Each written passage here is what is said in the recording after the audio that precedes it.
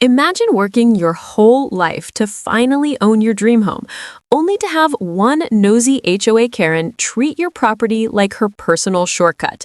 She strutted across my lawn every single day, pretending the sidewalk didn't exist. What she didn't know was that I had a plan, a trap she'd never see coming. Before we dive in, tell me which country you're watching this from. And don't forget to like, subscribe, and share for more wild HOA and Karen revenge stories. When I first moved into the neighborhood, I thought it was perfect. Quiet, green, and peaceful. The kind of place where you could sip coffee on the porch without a care in the world. That illusion didn't last long. Within days, I noticed the same woman cutting across my lawn, morning and evening. She wasn't lost. She was just lazy. The first few times I brushed it off. Maybe she was in a hurry. Maybe she'd stop once she realized it wasn't a public path. But instead, she doubled down. Every morning at 8 a.m., she'd walk straight through the middle of my grass, high heels stabbing into the soil, crushing my carefully planted flowers, and pretending not to see me when I looked out the window. It wasn't just rude. It was insulting. She had a smugness about her, the kind that screamed entitlement. I soon learned she wasn't just any neighbor. She was Karen, the self-proclaimed acting president of the HOA. That title gave her a sense of power she didn't deserve. She treated the whole neighborhood like her property. One afternoon, I caught her leaving muddy footprints across my new turf. That's when I realized she wasn't just walking across for convenience. She was doing it because she could, because it annoyed me, and that made it personal. The next day, I decided to confront the HOA. I figured maybe there was a polite way to solve this. The meeting was predictable. Karen sat at the front, smiling that fake, sugary smile, while the other board members nodded along to everything she said. When I brought up the issue, she laughed. Not a polite laugh, a mocking one. She told the room that common areas were for everyone, implying that my front yard somehow counted as public property.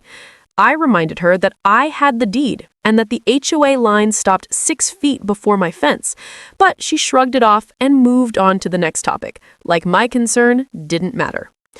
That was it. I wasn't going to let someone like her walk all over me, literally or figuratively. I started researching HOA bylaws, property lines, and surveillance laws. If she wanted to play games, I'd play smarter. I set up small motion-activated cameras around the yard, disguised in garden lights. Within 2 days, I had all the proof I needed. Her smug face marching right across my lawn twice a day, ignoring the sidewalk like it didn't exist. But I wasn't done. Oh no. I wanted her to feel what it was like to be embarrassed, to realize she wasn't untouchable. My trap wasn't dangerous, but it was genius. I installed a thin layer of retractable plastic mesh under the grass, the kind landscapers use to keep moles away. Except mine had a little twist.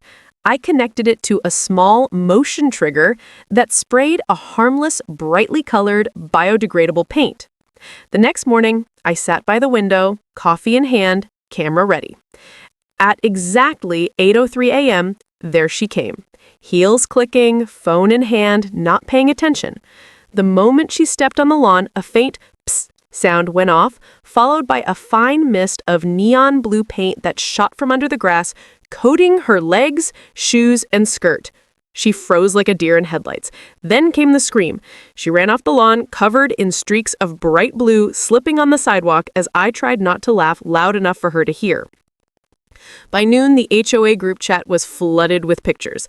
Someone had snapped a photo of her running down the street looking like she lost a paintball fight. The comments were brutal. People were tired of her bossy attitude, and now they had something to laugh about. She tried to call an emergency HOA meeting that evening. She showed up fuming, wearing a new outfit, demanding that I be fined for setting booby traps. But I came prepared. I played the footage of her trespassing repeatedly, including the moment she stepped on my property after being told to stop. The room went quiet. Even the other HOA members, usually her loyal followers, couldn't defend her. The bylaws were clear. No HOA jurisdiction on privately owned lawns. No authority to fine me. No case to make. The cherry on top, my cameras also caught her dog relieving itself on 2 other properties earlier that week. The other neighbors were furious. That meeting ended with a motion to remove her as acting president. A week later, the HOA voted her out. She moved out a month after that, complaining about how toxic the community had become. Nobody missed her.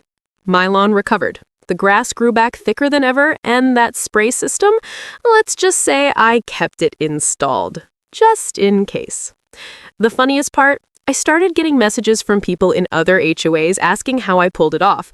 Turns out Karen types exist everywhere, and homeowners love a good revenge story.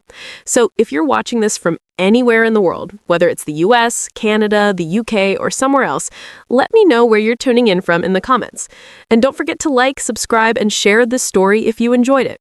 More wild HOA and Karen revenge stories are coming soon, and trust me, they only get crazier from here.